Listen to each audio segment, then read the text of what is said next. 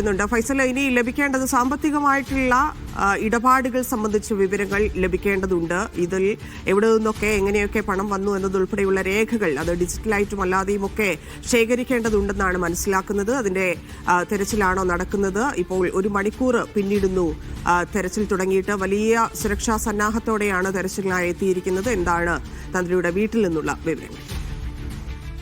തീർച്ചയായും തന്നെ ഇപ്പോൾ തിരച്ചിൽ തുടങ്ങി ഏകദേശം 2 മണിക്കൂറോളം അടുക്കാനാകുന്ന ഒരു സാഹചര്യമാണ് അതിലുള്ളത്. 2:30 തന്നെയാണ് തിരുവനന്തപുരത്തു നിന്നുള്ള SITയുടെ DYSPയുടെ നേതൃത്വത്തിലുള്ള സംഘം, 5 അംഗ സംഘം ഇപ്പോൾ എത്തിയിരിക്കുന്നത്. അവരുടെ കൂടെ ഫോറൻസിക് ടീം സംഘം ഉൾപ്പെടെയുള്ളവർ ഉണ്ട്, സ്പെഷ്യൽ ബ്രാഞ്ച് ഉണ്ട്.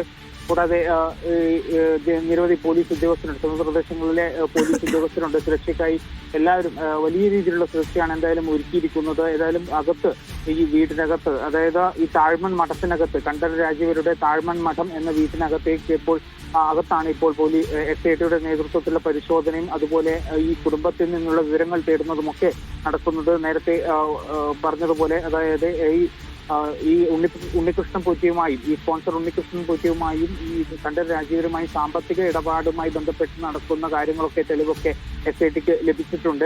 ഇക്കാര്യങ്ങളൊക്കെ തന്നെയായിരിക്കും പ്രധാനമായും ഈ കുടുംബത്തോട് ചോദിച്ചറിയുക.